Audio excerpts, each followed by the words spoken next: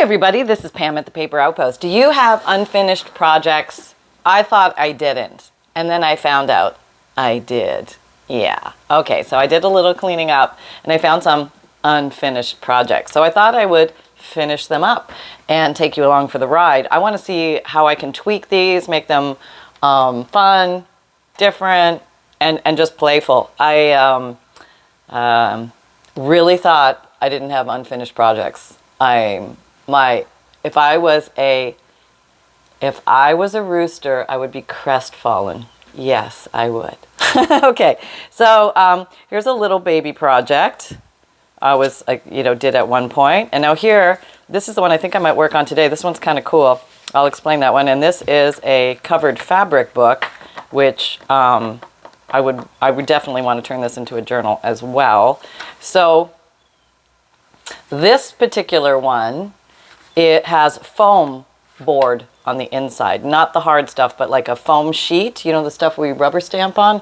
I can't find them for the life of me. I would show you an example, but I can't find them for the life of me. But anyway, that's inside, and it's got fabric on the inside and fabric on the outside, and it's got mushy, so it feels really good, but it has some solidity to it as well. Solidity, is that a word? It has some strength and structure to it. So now the question is, how many signatures? I'm thinking 3. This looks like a 3er to me. Now, it could totally be more. Like if I make the spine fatter, I could put more in. But I'm thinking 3 will be a good place to start. So let's just start with that. All right, so I have a nice collection of papers, and you can use anything for papers, and this is just what I have right now. So I'm going to make 3 piles. These are some stenciled papers with coffee dye. So one, I'm just doing random here. Just trying to make them a little different. These are coffee dyed. Okay, we can't see any of that, Pam. Let's get organized here. Okay. And I'm going to shoot for 10 to 12 pages per signature. That gives me like a nice roundabout. 2. So how's your day going? Are you having fun out there? Are you doing fun things? 3. I do like each page to be different from the next. So, and I like variety. 3. You don't have to do variety. You can do them all the same. That's totally fine. Remember, these are yours to create any way you like. Like these papers have squiggles from somebody else. And I like that. I think that's the novelty of using old vintage college roll paper, you know, something that came out of somebody's homework book. I just think that's so cool to have a little bit of their expression in there. And yeah, so I've lost count. Let's put in some of those. Okay. Now here I'm going to put in some, and I'm not cutting them or anything right now because I'm going to cut at the end. Okay, so this is from Sears and Roebuck catalog. Like that. Oh, here's this cool old stoves. My mom used to be a big lover of these old metal stoves. I think they used to have one of these on the farm years ago, so I think that was her first fascination with it. But yes, we had a couple of those in the house growing up because she liked them, and we would always keep our eyes open for them if we went to an auction or anything like that. So maybe that's where I got into the auction world of looking for old stuff. It's a very familiar place for me. I feel comfortable there. Kind of like Mom is with me, which is kind of cool. And, you know, she's guiding me like, yeah, buy that, don't buy that. That's garbage, don't buy that. But buy that, that's really good. Get that, there's high value net worth in that. I could hear her. It's so funny. Okay, I lost total count. It's okay, though. Put some green ones down again. What else have I got here? I'll put a pink one here. Is that one? Yep. So what because I'm talking to you guys, I completely lost count. And, oh, what are those papers? Let me add those. Okay, yeah, here. But we'll figure when we're getting close, somebody make a noise. These are pretty. I like these. I just love these stenciled papers. They're so pretty. Just stencils, spritz, spritz, spritz with either coffee dye or distress spray inks. And then you spritz, spritz, spritz. Okay, the stencils on here, spritz, spritz, spritz. And then put another page on top to absorb the backflow, and then you get this kind of, you get 2 different ones for each one, which is cool. So cool. You must try it. I highly recommend it. Maybe we'll do it again on camera. I'm sure I've done it somewhere. Okay, we'll put you there, give you somebody different. Okay, so I gotta count, I have no idea how many. Okay, 1, 2, 3, 4, 5, 6, 7, 8, 9, 10. Okay, we'll do 12. I'm gonna do 12. Let's see, where are we gonna go with this one? More green? Maybe more green. Okay, we'll just put some down. It's all good. Maybe a pink here. Pink. So this would be 11. 11, and then 12, 12, and then we'll just bring you in because you're so pretty. I want to use you. Okay, 12. Okay, there we go. All right, so yeah, this is time. It's time to make the donuts. That's what it is. It's time to make the donuts because the donuts have been ignored. Okay, they have been. They've been. What are you doing? Oh, hang on. We have a visitor today. And his name is Baxter, and he's visiting Sunshine. Sunshine has a friend over, and all is going well. I'm getting some bigger paper clips here. And Baxter's hanging out right here. Hi, Baxter. Yeah, good boy. Okay. And he's a senior dog, and he's really a good boy. He's such a good boy. And he's hanging out in the craft room. Yeah, it's kind of fun. And this is Sunny's main friend in the dog world. He has a friend next door, but not super friendly friend, so the dog next door just barks at Sunshine. Well, the dog next door barks at everybody. So there you go. Okay, so you really want to tap these down to make them even. The bottom, it'll just make your life so much easier. And then get your handy dandy bone folder if you have one. If you don't have one, if I had to pick, bone folder would be at the top of my list because I really, really like having the bone folder to give those sharp creases. It just makes life so much easier. Okay, I'm going to do this because I might have to cut like that and like that. So this gives me clampage, but freedom to cut. Okay, so that's one. Oh, okay, here's two. So yeah, this is just a process video. It's just me making something. I mean, this is the way it goes down. And it is feeling good to complete these not completed projects that apparently Pam has collected over the years. What up with that? I don't know. Yeah, and this is all because Pam didn't clean her craft room, the deep clean like she normally does, and she's paying for it.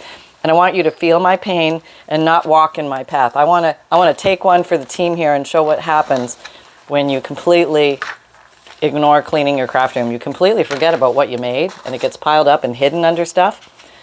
Oh my God, I don't even want to talk about my steamer trunk and what it looks like. It's so bad. It has to happen. It just has to happen. Okay. All right, here we go. There we go. Bottom is the most important. Tap, tap, tap. Approximate or bring together those edges as best you can. Okay, there we go. There we go. There we go. There we go. All right, pretty darn good in the way of the world. I like to craft versus watch the news. I think it's much more relaxing and keeps me happy. Okay, all right, so here is what we have to get this to fit into. And right now we can see it doesn't fit. So we're gonna put this maybe just to that pink line there where the outside border meets the inside border. Put that there. Okay, there. Now it's not too bad like width-wise. Not bad at all. Maybe a little shave off there. But definitely, oh, let me find a pencil that works. Maybe I'll do a pen. Maybe that'll show up better because I'm going to cut it off anyway. So I'm going to use this as its template. Now I know that that's going to take it from where I put it to the very top. So I'm going to probably want to cut about 1/4 of an inch in.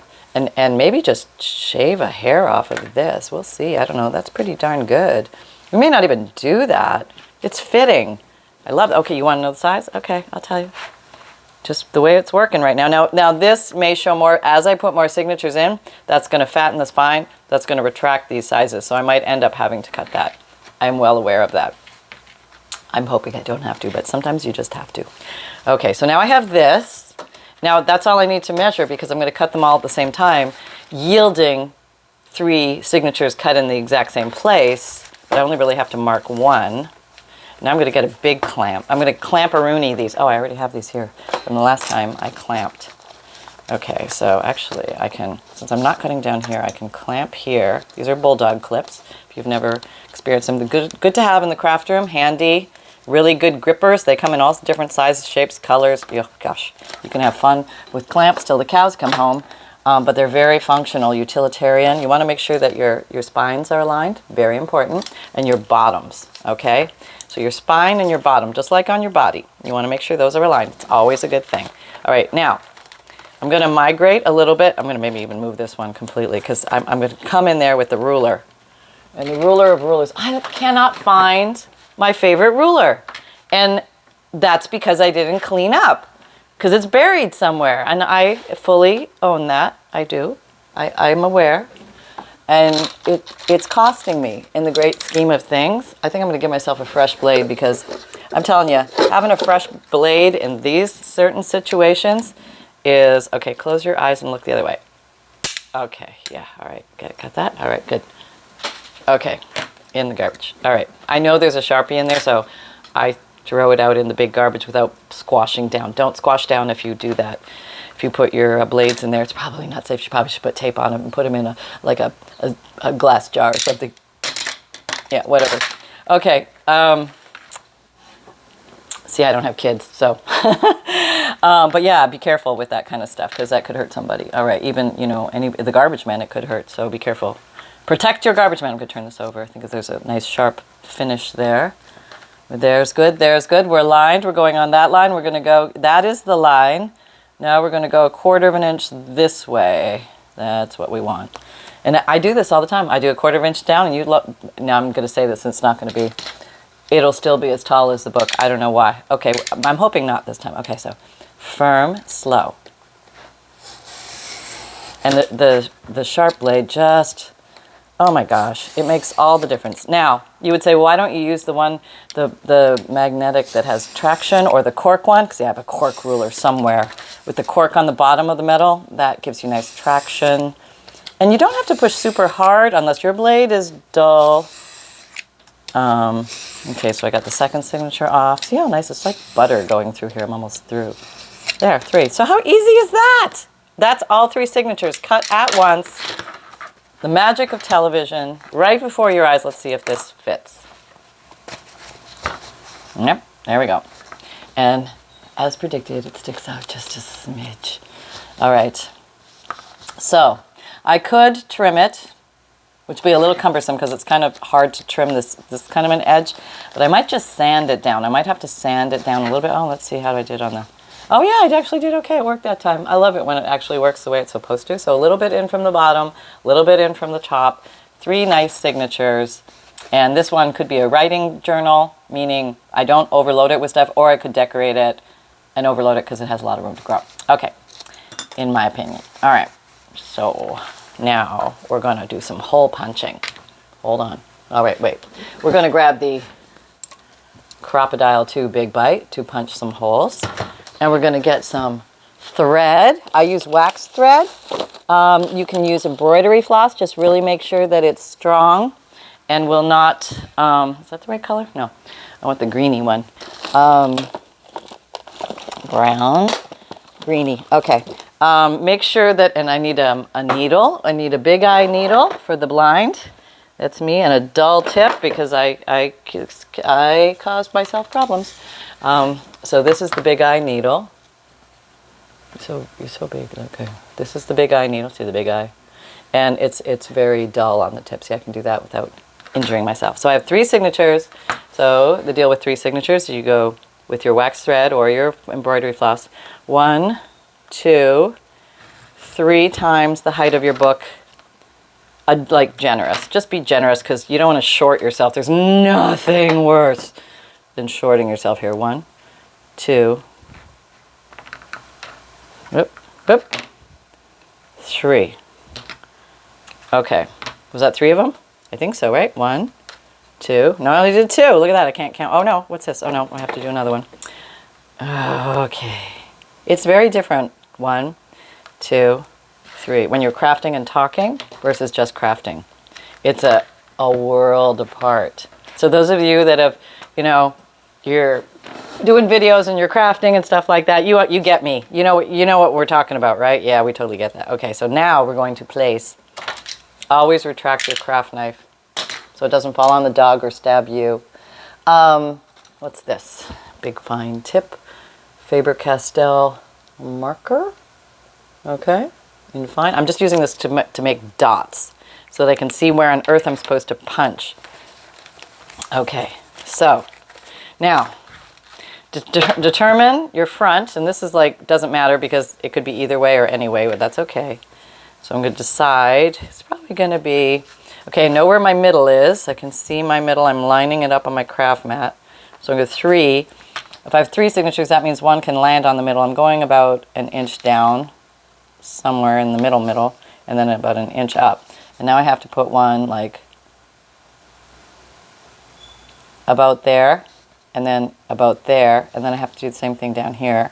You can measure all this and use templates, but why? It's not that hard. You can, and it's okay, and I understand. I used to use templates all the time in the beginning. I was template Sally. I was totally template Sally. Okay, you see my dots, my dots, my dots. And they're always a little askew, like these 2 are closer together than these 2. I used to use that as a way to remember the top from the bottom, and if I tell myself that the 2 here, like if I go like that, and I'm like, oh, I can't remember, these 2 are closer together than these. That's kind of crazy, right? Yeah, you could just as easily put a paper clip on here and go, well, that's your top, Pam. You don't have to do this silliness to try and remember. You do what works for you. Okay, so we have this. And now we want to make a quick peek to make sure there's nothing upside down text-wise. That's an important step. Don't miss that, because you're not going to be happy when you go through your book and you find out that it's upside down text-wise. Yeah, I'm telling you, it happens. We got a lot of... Let's take all these off. I don't think we need these. No, they have to come off. They do, because I have to open up all these to punch the holes. All right, we're going to use those again. Don't lose those. Okay, keep these together, just like you want them in your book, and then place your book exactly. Line it up with 1 row of dots. Maybe I'll do the middle dots. They seem to be more in line. Where's my marker? You can use a pencil or a marker, but something. Now look to see where if you're askew, it will be askew when you go in there. So don't be askew at this point. Make sure you're like a 1/4 inch from the bottom, 1/4 inch from the top. Okay, there we go. So that's the way it's going to sit in your book if you are lined up right. Now, you want to come from the back here. You take this dot and you go and you mark all 3. You make a dot. You make sure they're there, because if they're not there, you're going to have to go back in and guess. You don't want to be guessing. Okay? Nope. No guessing. Know where that dot is supposed to go. Now, we're going to call this the top. Now we're going to identify the tops of our signatures, because remember, these 2 are closer than that one. All right, so here's my first one. I'm going to open it up at the halfway mark, find my middle, I have to open it up in order to punch the holes. So find your middle, keep your pages together, and put a paper clip at the top. So now we know that's the top. Okay, put that over there quietly. And we're going to decide the order of these, but I would recommend doing them in the order in which you mark them and punch them. Everything will nestle better together. So if you can decide that ahead of time, what order you want your signatures in before you make the marks. I should have done that. So I'm going to go with this order. So this is going to be my front one, so I'm going to put it face down. So as I pick this one up, I have my 3 marks. Yep, I see them all. I'm going to look for my middle. Is that my middle? No. No? No. Yeah, there we go. Okay, make sure everybody's together. Mark my top. Ugh, can't pick up anything with these now.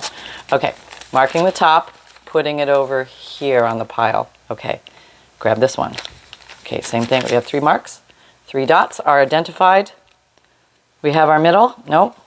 We have our middle. Yes, we are going to put this here. Okay, good. Like that. Put it down. All right, so now we're hole punching. All right. Okay, so first of all, we're going to go here and we're going to hole punch. Now this is the Crocodile 2 Big Bite. We're going to put this knob, this decides eyelet setter, small hole puncher, big hole puncher. We're going to do small hole puncher. It's in the middle. It's the 1/8. And what? See that little thing? That's the small hole puncher. If I put it all the way to the right, that's the big hole puncher. You don't want that. You want the small hole puncher, the 1/8. There we go. All right, now you clear your deck so that you can function. There's always more on your desk than you want. I know this is the top because those two are closer together, but if you feel better, me putting this here so you can like orient yourself with me, that is my top left, okay? This is the front of my journal, okay. Now I'm gonna go in here and punch. Okay, so I'm gonna bring it down here a little bit. You can see a little better, okay. So I'm actually looking at it from the side because some people are asking me, how do you punch the hole when you're looking down from the top? I don't look down from the top, I look from the side and see if I'm over the hole. I need my glasses. This is surgery. This is where the pedal meets the road metal thing. Okay, here we go. Punch. And we're going to punch again. And try and, like, even if you have to, like, adjust your dot a little bit to be in a nice line, it's okay to do that.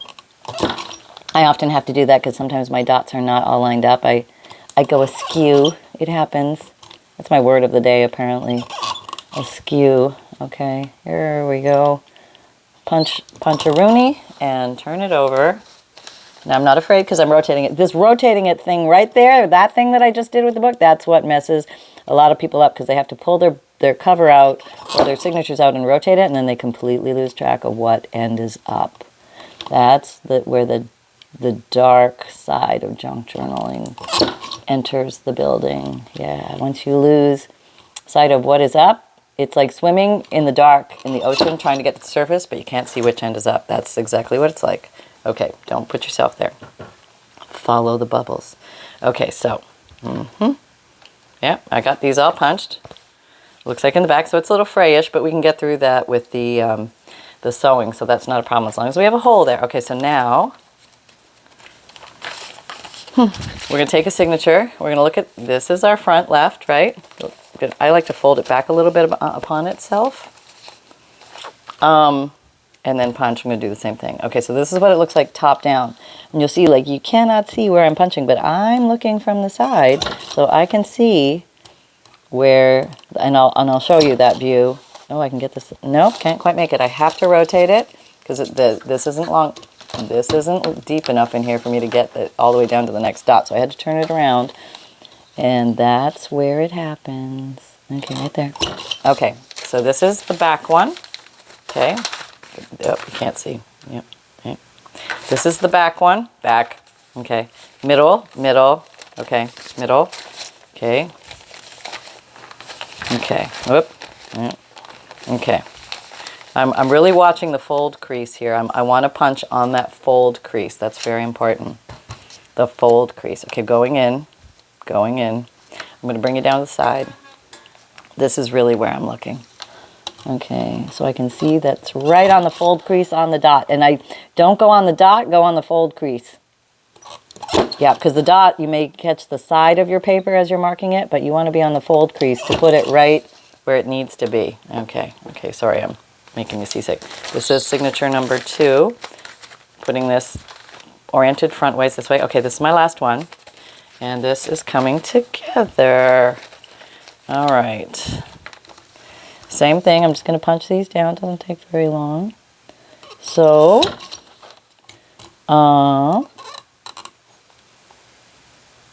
there we go. And turning it around to get that last one, which is always just a little tricky. But I'm feeling very secure that I have my paper clip to tell me which end is up. Okay. So let's get our needle out. Here's our needle. Let's get our first thread, and we're going to do the world famous, ever effective, utilitarian, safe, happy 3-hole pamphlet stitch.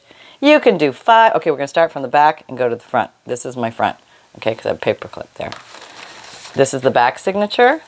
I'm going to go, this is the 3-hole pamphlet stitch. That is wonderful. In the middle, don't be surprised if you punch it right on the fold in the back, but it doesn't punch right on the fold in the front. Can you see that? See the fold? It's not exactly there. That happens sometimes, and I don't know why, but it doesn't make a difference, so don't worry about it. Okay, go in the middle and the farthest to the right.